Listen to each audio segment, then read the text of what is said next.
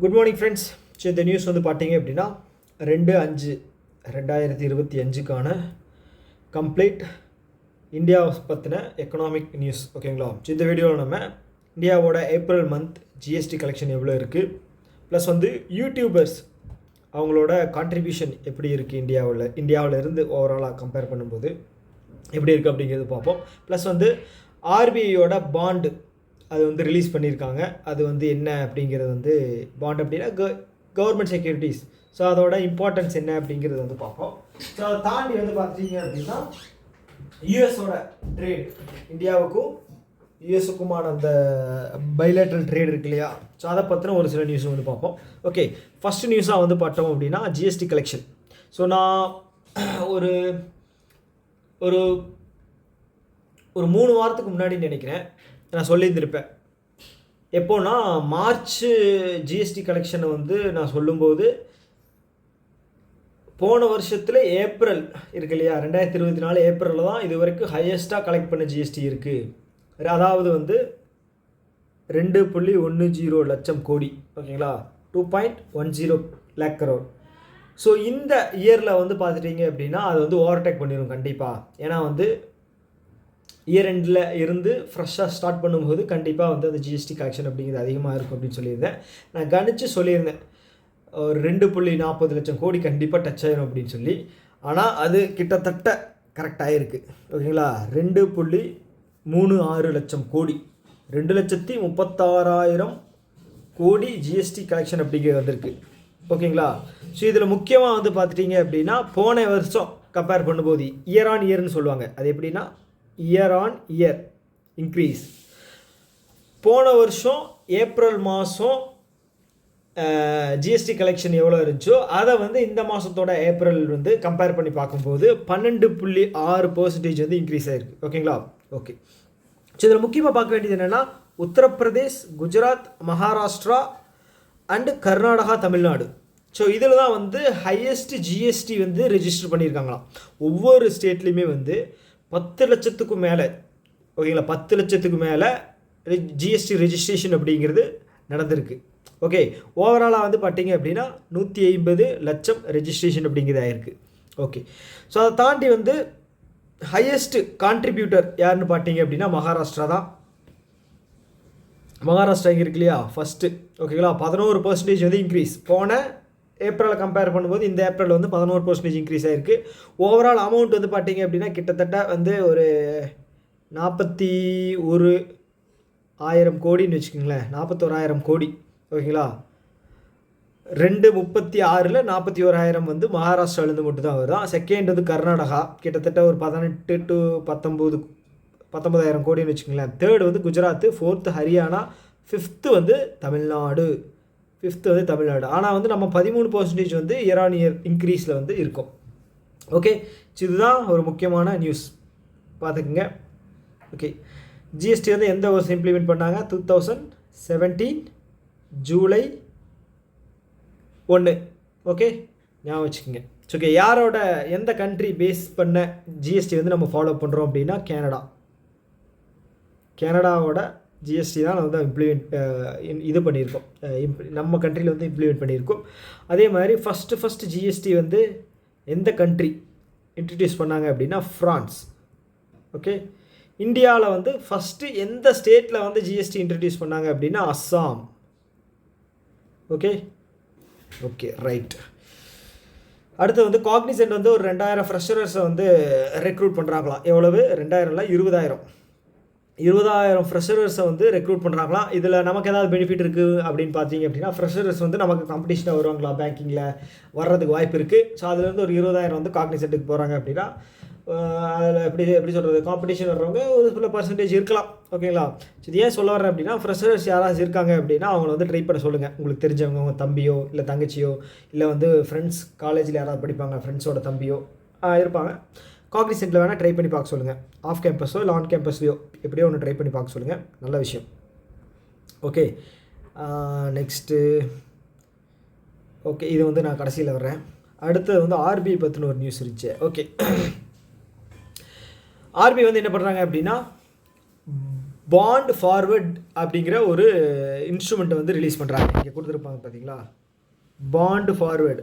So அப்படிங்கிறது என்ன அப்படின்னா ருப்பி இன்ட்ரெஸ்ட் ரேட் டெரிவேட்டிவ். ஓகேங்களா, இந்த டெரிவேட்டிவ் அப்படிங்கிறது என்ன அப்படிங்கிறத ஃபஸ்ட்டு தெரிஞ்சுக்கணும். டெரிவேட்டிவ் அப்படிங்கிறது என்னென்னா ஒரு பொருளோட மதிப்பை இன்னொரு பொருளில் வந்து சொல்லுவாங்க. ஓகே, எக்ஸாம்பிள் சொல்லணும் அப்படின்னா இப்போ சாவரின் கோல்டு பாண்ட் இருக்கு இல்லையா, யார் லான்ச் பண்ணுவா, ஆர்பிஐ லான்ச் பண்ணுவாங்களா. சாவரின் கோல்டு பாண்ட் அப்படிங்கிறது என்னென்னா கோல்டோட மார்க்கெட் ப்ரைஸை வந்து அவங்க ஒரு பேப்பரில் தருவாங்க. ஸோ இந்த பேப்பரில் வந்து ஒரு பாண்டு பேப்பர் மாதிரி வச்சுக்கங்களேன், இந்த பேப்பர் வந்து கோல்டோட மதிப்புக்கு சமம், இதை நீங்கள் வாங்கி வச்சுக்கோங்க. ஓகேங்களா, நீங்கள் அதை ரிட்டர்ன் பண்ணும்போது நாங்கள் உங்களுக்கு மார்க்கெட்டில் என்ன ப்ரைஸ் இருக்கோ அந்த ப்ரைஸுக்கு வந்து நாங்கள் வந்து வாங்கிக்குவோம், ப்ளஸ் வந்து இன்ட்ரெஸ்ட்டும் தர்றோம். இதுதான் வந்து சாவரின் கோல்டு பாண்ட். ஆனால் இது வந்து பார்த்துட்டிங்க அப்படின்னா வெளியிலேருந்து பார்க்கும்போது நமக்கு வந்து சும்மா பார்க்கும்போது இது பேப்பர் தான், கரெக்டாக ஒரு பேப்பர் தான். ஆனால் இதோட மதிப்பு வந்து பார்த்துட்டிங்க அப்படின்னா கோல்டுலேருந்து டெரிவேட் பண்ணியிருக்காங்க. ஓகே, இதிலிருந்து கோல்டோட வேல்யூவை வந்து பேப்பராக கன்வெர்ட் பண்ணியிருக்காங்க. ஸோ அதுதான் வந்து டெரிவேட்டிவ். ஓகே, ஸோ இங்கே என்ன சொல்ல வராங்க அப்படின்னா ருப்பி டினாமினேட்டட். ஓகேங்களா, ருப்பி டினாமினேட்டட் கவர்மெண்ட் பாண்ட்ஸ் அதை தான் வந்து இன்ட்ரடியூஸ் பண்ணுறாங்களாம்.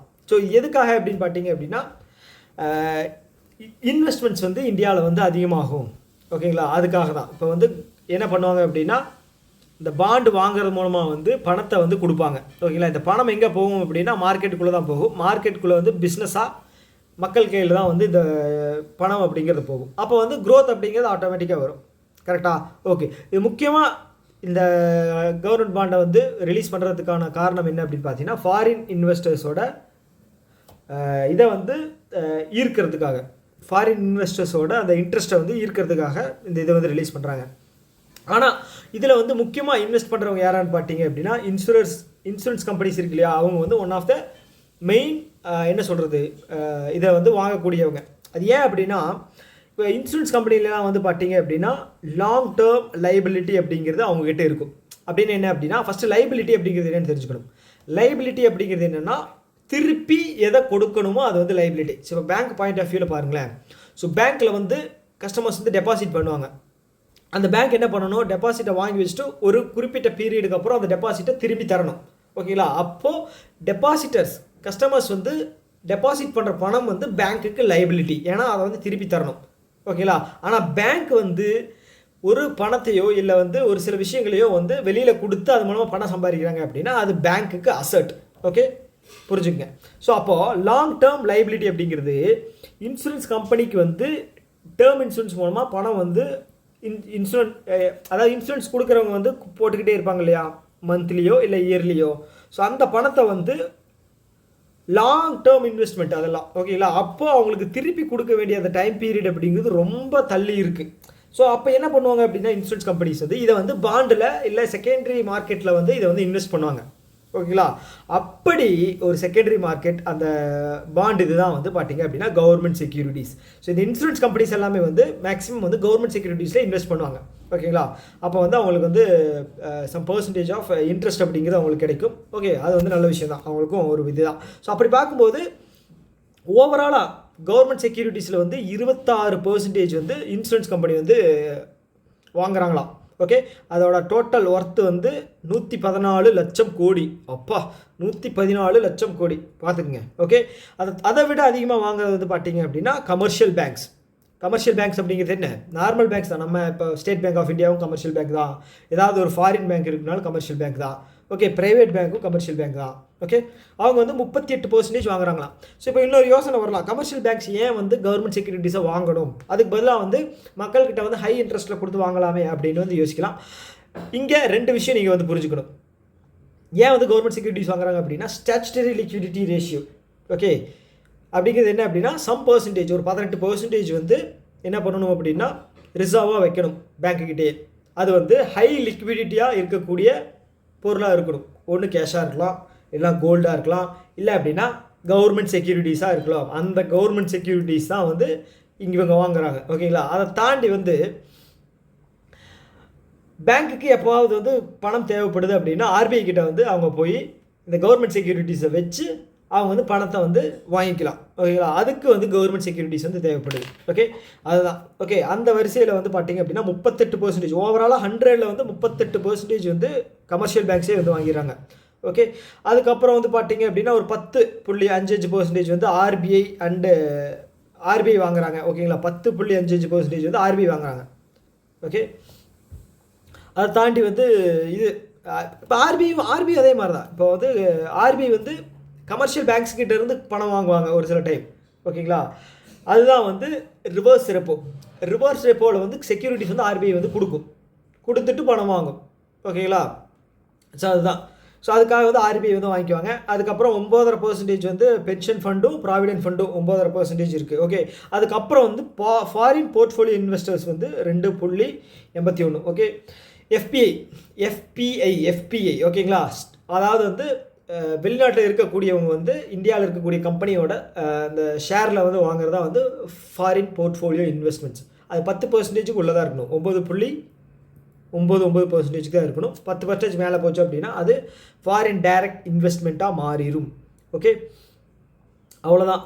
இதில் ஒன்றும் பெரிய நியூஸ் எதுவும் கிடையாது. ஓகே, அவ்வளோதான். இது உங்களுக்கு புரிஞ்சிருக்கும்னு நினைக்கிறேன். ஸோ நெக்ஸ்ட் நியூஸ் வந்து போயிடலாம். ஓகே, இது வேண்டாம். அடுத்தது ஓகே, இந்த நியூஸ் பார்ப்போம். இது வேணாம், இது நானே படிக்கல. இந்த நியூஸ் யூடியூப் என்ன சொல்லியிருக்காங்க அப்படின்னா, இந்தியாவிலேருந்து கண்டென்ட் க்ரியேட் பண்ணுறாங்க இல்லையா, அவங்க சம்பாதிக்கிறது வந்து கிட்டத்தட்ட 21,000 கோடி. ஓகே, 21,000 கோடி வந்து யூடியூப் வந்து இந்தியாவோட கண்டென்ட் க்ரியேட்டருக்கு வந்து வந்திருக்காங்களாம். தெரிஞ்சுங்க. யூடியூபோட சிஇஓ வந்து நீல் மோகன். ஸோ அவர் எந்த இடத்துல வந்து இது சொல்லியிருக்காரு அப்படின்னா, அந்த வேவ் சமிட் நடந்தது இல்லையா மும்பையில், அங்கே தான் வந்து அவர் வந்து இந்த விஷயத்தை வந்து எஸ்டாப்ளிஷ் பண்ணியிருக்காரு. இந்தியா வந்து ஒரு க்ரியேட்டிவ் நேஷன் அப்படிங்கிறதையும் வந்து கோட் பண்ணியிருக்காரு. ஓகேங்களா? ஓகே, அடுத்தது வந்து ஒரு யூடியூப் மூலமாக வந்து 850 கோடி இன்வெஸ்ட் பண்ணுறதா வந்து சொல்லியிருக்காங்க. ஓகே, இந்தியாவிலிருந்து அப்லோட் பண்ணப்பட்ட வீடியோஸ் வந்து வெளிநாட்டிலேருந்து பார்த்தவங்களோட அந்த வாட்ச் ஹவர் இருக்கும் இல்லையா, அது வந்து 45 பில்லியனா. ஓகே, இதுதான் வந்து இந்தியாவில் அப்லோட் பண்ணுற வீடியோ தான் வந்து அதிகமாக வெளிநாட்டவர்களால் பார்க்கப்படுற வீடியோ. ஓகே, அதே மாதிரி இன்னொன்று சொல்லியிருக்காங்க, 15,000 பேர் இருக்காங்களாம். 15,000 பேருக்கு மேலே 1 மில்லியன் சப்ஸ்கிரைபர் வச்சுருக்கிறவங்க. ஓகேங்களா? 15,000 பேர் வந்து 1 மில்லியன் சப்ஸ்கிரைபருக்கு மேலே வச்சுருக்காங்களாம். பேசாமல் நானும் ஒரு யூடியூபராக மாறிடலான்னு பார்க்குறேன். ஓகேங்களா? 21,000 கோடி.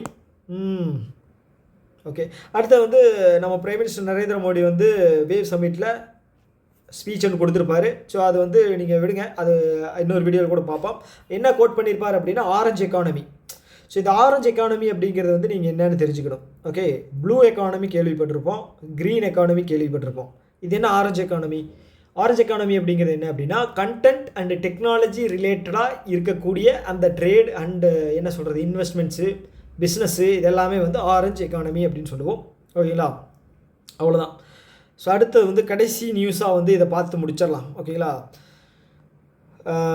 யூஎஸ் என்ன பண்ணுறாங்க அப்படின்னா, நம்மகிட்ட என்ன வலியுறுத்துறாங்க அப்படின்னா, உங்களுக்கும் பாகிஸ்தானுக்கும் நடுவில் ஒரு அமைதி ஒப்பந்தம் வந்து வேணும். இப்படி வந்து நீங்கள் சண்டை போட்டுக்கிறது வந்து எங்களுக்கு வந்து சரியாக படலை அப்படிங்கிற மாதிரி மார்க் ரூபியோ இவர் தான் வந்து என்ன சொல்கிறது, ஒரே நிமிஷம்ங்க, US secretary of state Marco Rubio.